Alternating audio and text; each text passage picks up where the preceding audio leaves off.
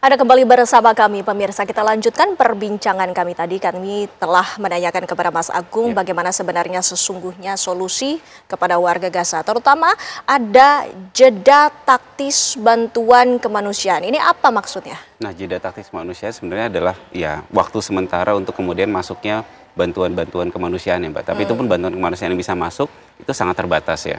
Bahkan kalau sebenarnya kan data PBB menunjukkan bahwa seharusnya untuk masuk ke Gaza itu ada 500 sampai 600 truk per harinya. Tapi yang kemudian diizinkan oleh Israel itu hanya di angka 70 sampai 80 truk. Artinya itu hanya sekitar 12% lah dari seluruh kebutuhan sebenarnya di per hari yang kemudian dihadapkan oleh Gaza. Nah, sebenarnya ada hal-hal tersebut yang kemudian menjadi intensi. Nah, berikutnya sebenarnya juga adanya jeda tersebut, saya rasa di titik tertentu sebenarnya itu juga bagian dari strategi Israel ya untuk kemudian membuat serangan yang dilakukan ini kesannya adalah lebih humanis. Gitu. Padahal mau bicara tentang serangan, mau bicara tentang bagaimana rencana ada juga membangun humanitarian city, itu kan satu bentuk yang akhirnya justru menanggalkan nilai-nilai kemanusiaan di situ. Nah, berikutnya memang kalau kemudian akhirnya ada intensi perihal masalah Hamas, artinya sekarang serangan baru yang kemudian dilancarkan oleh Israel sebenarnya di sini juga menunjukkan bahwa Hamas itu masih ada. Ya. Berarti Israel juga tidak berhasil juga sebenarnya dalam sekitar 2 tahun terakhir ini untuk melakukan pembersihan terhadap kelompok Hamas. Hamas yang kemudian sebenarnya dia adalah kelompok yang memenangkan pemilu ya tahun 2006 sebenarnya sebagai satu entitas yang tidak bisa dihilangkan dan dilepaskan dari yang namanya Gaza itu sendiri seperti itu. Dengan adanya bantuan kemanusiaan ini yang ibaratnya bisa dikatakan bahwa ada pembatasan begitunya. Tapi sebelum ada ini pun juga warga sipil menjadi target dari militer Zionis Israel. Apalagi dibatasi, Mas Agung. Nah, apalagi kemudian terakhir juga kita lihat kan airdrop yang kemudian dilakukan. Bantuan airdrop itu kan sebenarnya menurut saya adalah bagian dari last resort. Pilihan terakhir sebenarnya bantuan untuk kemudian masuk ketika jalur-jalur lain sebenarnya tidak bisa dilalui seperti itu. Namun kan airdrop ini punya risiko juga ya. Dalam hal target siapa yang akan menerima, belum lagi kemudian ada potensi warga juga terkena dari bantuan-bantuan tersebut dan segala macamnya.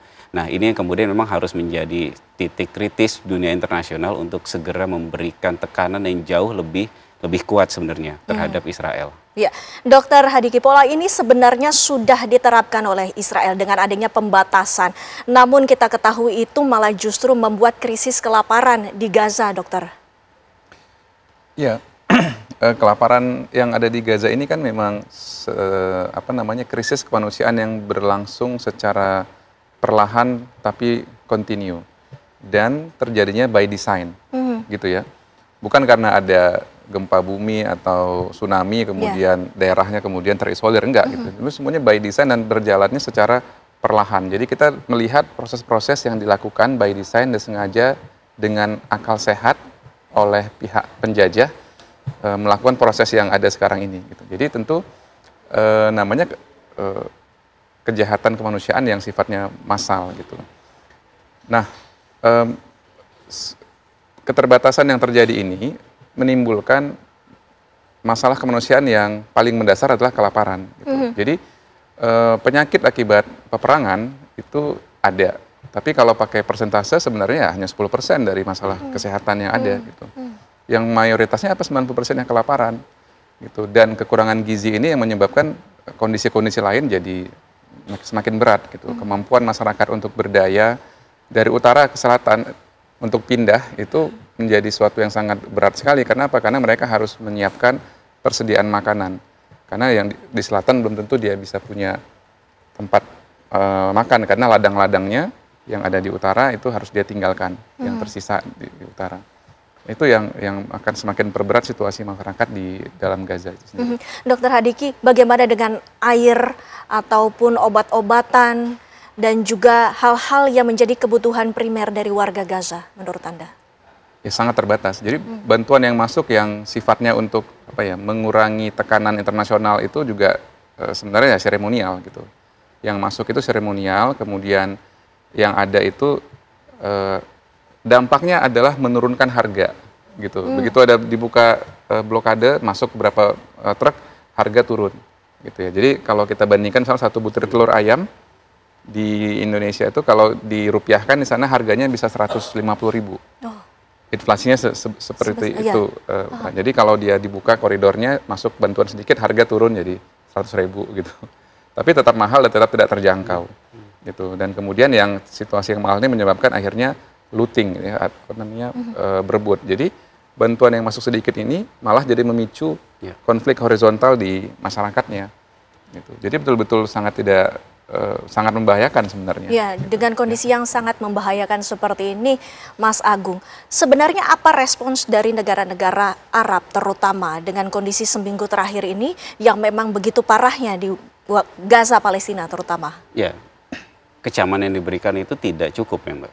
Ya, dan harus ada tekanan yang jauh lebih kuat sebenarnya di situ. Nah, apalagi kemudian kita tidak bisa melihat bahwa ada bentuk persatuan yang begitu kuat di negara-negara Arab. Oke, kita beberapa hari terakhir kita melihat ada pertemuan darurat OKI ya di Jeddah kalau nggak salah. Nah, dalam pertemuan tersebut salah satu resolusi yang kemudian dihasilkan adalah menginginkan bahwa yang namanya Israel ini tidak diundang ketika nanti sidang umum PBB bulan September ini. Tapi di saat yang bersamaan kita juga melihat fakta bahwa Amerika Serikat menyatakan bahwa Mahmud Abbas tidak diizinkan untuk visanya tidak mendapatkan visa untuk masuk ke Amerika Serikat dan artinya kan tidak boleh diizinkan untuk berbicara di forum PBB. Artinya ini kan di sisi yang lain ini bentuk delegitimasi terhadap keberadaan Palestina sendiri yang dilakukan oleh Amerika Serikat. Amerika Serikat di satu sisi mereka mendukung apa yang namanya gencatan senjata, tapi di sisi yang lain ada anomali yang kemudian dia tunjukkan, tetap mendukung Israel dengan memberikan bantuan militer, dan di sisi yang lain juga membatasi gerak-geriknya Mahmud Abbas. Walaupun kita tidak bisa mungkiri bahwa Mahmud Abbas popularitasnya begitu merosot di dalam negeri Palestina itu sendiri. Nah, berarti memang harus ada tekanan yang jauh lebih kuat sebenarnya di situ. Dalam forum PBB mungkin kita tidak bisa sepenuhnya berharap pada Dewan Keamanan PBB sebenarnya. Meskipun di Dewan Keamanan PBB ada mekanisme-mekanisme khusus yang bisa dilakukan. Contohnya adalah R2P, Responsibility to Protect. Dulu R2P terakhir yang dilaksanakan oleh NATO di tahun 2011 terhadap Libya, ya. Tapi R2P tetap membutuhkan mandat dari DKPBB. Tapi kita tidak bisa berhenti sekedar di DKPBB. Kalau DKPBB-nya mentok, ada yang namanya Majelis Umum PBB. Mereka ada namanya mekanisme Uniting for Peace. Mereka harus mengadakan pertemuan khusus untuk mengadakan beberapa mandat-mandat yang bisa diberikan oleh PBB. Tapi kalau kemudian mekanisme dalam multilateral ini mentok, ya. Sebenarnya ada mekanisme-mekanisme lain yang sebenarnya kita belajar juga dari isu apartheidnya Afrika Selatan. Isu embargo itu belum pernah digunakan. Artinya sebenarnya sekarang kecaman oke, tapi kecaman itu tidak berbuah dari bentuk tekanan. Embargo itu tekanan jauh lebih masif. Embargo militer, embargo senjata, termasuk juga dalam konteks ekonomi dan segala macamnya, itu jauh lebih punya daya tekan untuk merubah. Kalau kemudian kita melihat bahwa negara sekarang ketakutan R2P adalah sebagai instrumen untuk melakukan intervensi secara langsung. Kalau sekarang dunia internasional tidak menganggap bahwa kita tidak boleh melakukan intervensi karena setiap negara punya kedaulatan, berarti sebenarnya ada mekanisme yang lain sebenarnya masih bisa digunakan. Cuma problemnya adalah negara-negara tersebut punya political will tidak untuk kemudian melakukan hal tersebut.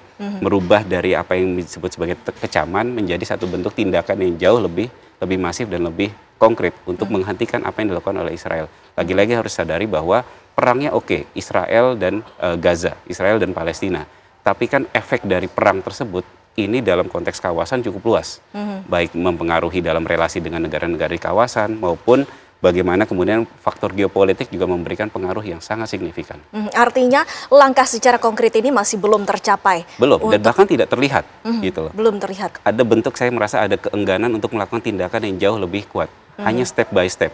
Turki oke, dalam beberapa hari terakhir Menteri Luar Negeri menyatakan bahwa poin kita sekarang menutup semua jalur penerbangan zona larang terbang untuk pesawat Israel dan tidak boleh ada kapal-kapal Israel untuk masuk ke wilayah Turki. Oke, itu bagus tidak? Bagus. Tapi sangat terbatas yang kemudian dilakukan. Padahal isolasi politik sebenarnya bisa dilakukan, misalkan pemutusan hubungan diplomatik misalkan. Belum ada negara yang kemudian secara tegas melakukan isolasi politik terhadap Israel. Dan semuanya dilakukan secara terbatas. Hal yang sampai dengan saat ini belum bisa diambil oleh negara-negara tetangga dari Palestina ataupun dari negara Arab ini berdampak. Kita ingin mengetahui dari relawan Mercy, tentunya ada beberapa bagian yang ikut turun ke Palestina, ikut membantu warga Gaza. Kondisinya saat ini seperti apa, Dr. Adiki? Kondisi masyarakat saat ini memang penuh dengan keterbatasan. Jadi mereka itu melakukan limitasi dari makanan terutama ya. Jadi limitasi makanan, misalnya makan bisa 2 hari sekali, diselang-selingi dengan minum air putih saja gitu ya. Dan kemudian airnya ini bisa dari distilasi dari air laut. Kemudian sumber-sumber makanan yang organik yang mereka dapat tuh dari kebun-kebun mereka yang masih tersisa di wilayah Gaza, dan kemudian dari pantai. Ya, dari pantai, jadi melaut dengan garis pantai yang terbatas itu ikan dan bahan-bahan bahari, itu yang sekarang mereka ambil. Kalau yang ternak itu sudah banyak yang habis gitu ya, dan kalaupun ada yang sekarang masih dipakai ya keledai ya, untuk transportasi. Baik. Gitu. Kita harapkan agar para relawan dari Indonesia di sana tetap menjaga kesehatannya dan sehat dan selamat selalu. Terima kasih Dr. Hariki. Terima kasih Mas Agung waktunya bersama kami di Apa Kabar Indonesia Malam. Pemirsa, kami juga masih akan kembali sesaat lagi dengan menghadirkan perbincangan lainnya bersama rekan saya Vena Kintan yang akan mengabarkan mengenai misteri dari kematian Kepala Cabang Bank BRI Muhammad Ilham Pradipta. Sesungguhnya apa yang menjadi motif setelah ditetapkan 15 orang sebagai tersangka. Sesaat lagi.